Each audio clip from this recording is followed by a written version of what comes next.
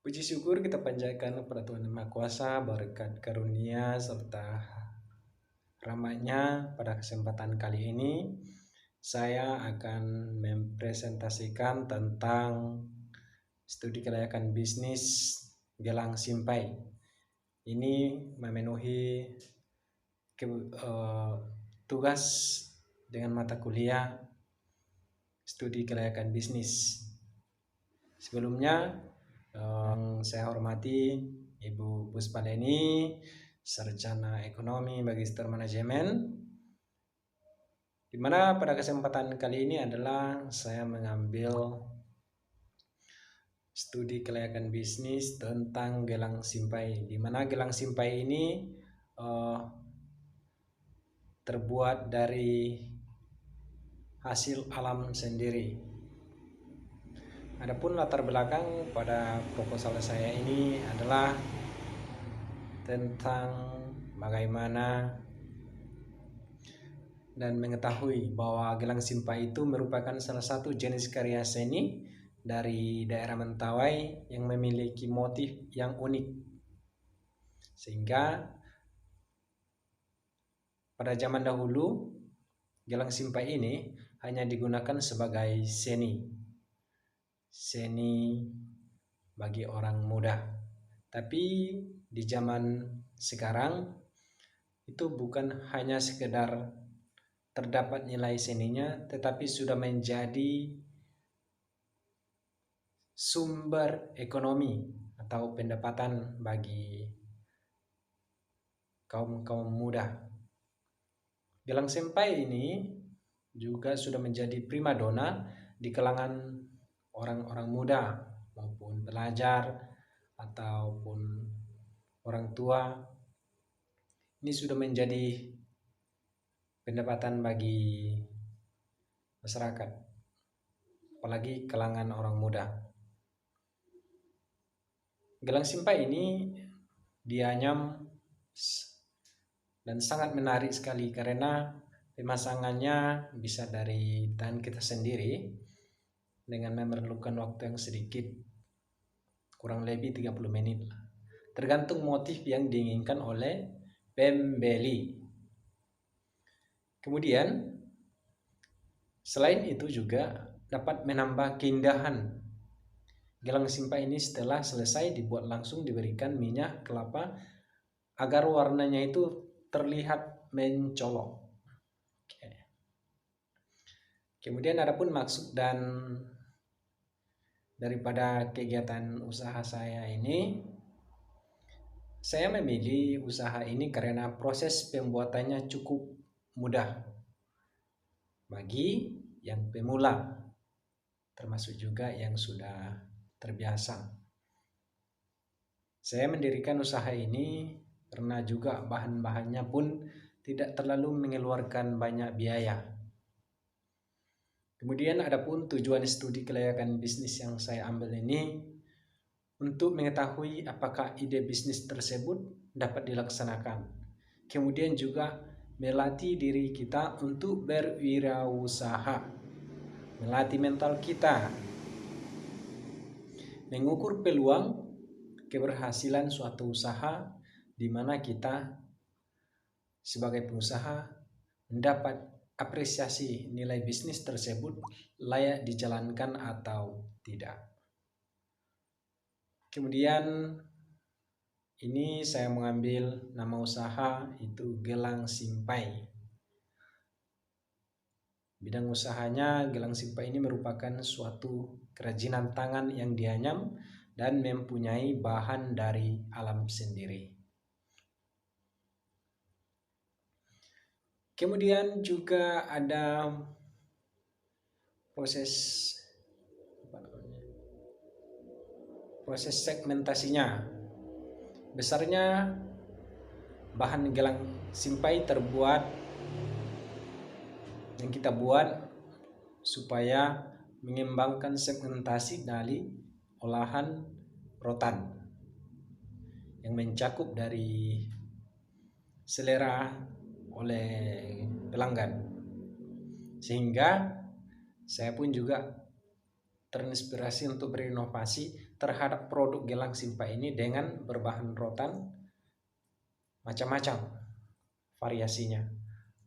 Nanti akan disesuaikan dengan selera konsumen.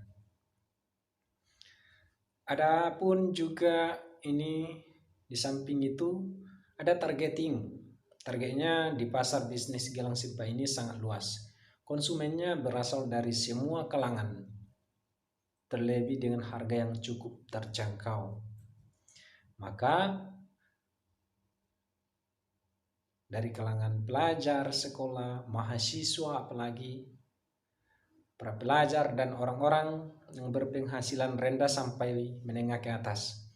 Oleh karena itu, pertumbuhan pemasaran gelang simpai ini diharapkan mampu berkembang dengan pesat karena dari segi lokasi usaha sendiri memang belum ada persaingan yang ketat, sehingga produk gelang simpai ini mampu mempunyai peluang pasar yang terus berkembang.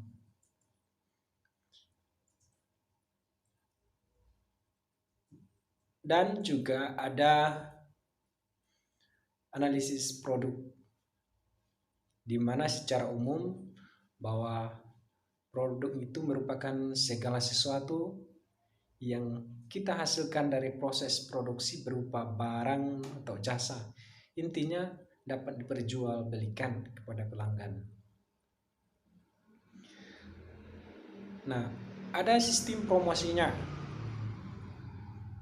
di mana promosi penjualan ini cara terbaik bagi yang berwirausaha, bagi pengusaha untuk mendorong calon pelanggan supaya mereka dapat membeli produk kita atau mendaftar ke layanan. Jika dilakukan dengan baik, maka meningkatlah penjualan jangka pendek maupun jangka panjang, tetapi juga menarik pelanggan baru meminta ulasan maupun secara langsung agar lebih menarik lagi dan mendapat nilai yang apresiasi positif yang mengarah pada pembelian berulang. Tujuannya apa? Tujuannya adalah memperkenalkan produk kita yang baru kepada konsumen, menjaga stabilitas perusahaan dari persaingan, mendorong penjualan. Di samping itu ada target pasar. Kita sebagai orang yang berwirausaha pastinya kita memiliki target, di mana usaha lokasi di tempat yang strategis, di pinggir jalan utama dan tempat keramaian lainnya. Apalagi ada wisata-wisata banyak pengunjung, disitulah terdapat peluang besar. Tempat lokasi tersebut banyak yang dilewati oleh masyarakat, banyak pengunjung yang datang, baik itu masyarakat lokal maupun masyarakat non-lokal, sehingga usaha kita dapat lancar sesuai yang kita inginkan. Tapi kita sebagai wirausaha terdapat juga pesaing, banyak pesaing dari usaha lain. Kan tetapi disinilah kreatif kita akan kita kembangkan. Bagaimana cara kita menarik konsumen agar dapat membeli produk kita tanpa membuat pesaing kita merasa tidak senang, maupun tindakan kita yang membuat orang lain tersinggung. Lalu ada sasaran pembeli, di mana kita membuat produk itu harus memiliki sasaran. Sasarannya di mana? Tergantung usaha kita, mencakup kalangan masyarakat maupun kalangan anak muda, orang tua, dan para pengunjung lainnya. Di dalam wirausaha ada strategi kita dalam pemasaran. Ada pemasaran langsung. Kalau pemasaran langsung biasanya promosinya sederhana, bisa dari mulut ke mulut, dan tidak memerlukan biaya untuk melakukan promosi. Cukup dengan kita kepada pelanggan sehingga mereka dapat mengenal langsung usaha kita, apa yang kita buat. Kemudian ada konten marketing, di mana konten marketing ini bisa berupa media cetak maupun spanduk-spanduk yang lain. Itu sebuah yang sangat strategi pemasaran yang berfokus pada pembuatan dan penyebaran konten yang menarik dan informatif. Jadi perhatian pelanggan dapat tertarik mereka dengan menggunakan berbagai jenis konten. Tapi dengan produk itu juga seperti artikel, blog, video, Facebook maupun podcast dan lain-lain. Sehingga pengembangan produk kita secara perlahan akan cepat, secara pesat. Kemudian juga di dalam berbisnis kita harus memperhatikan juga lahannya.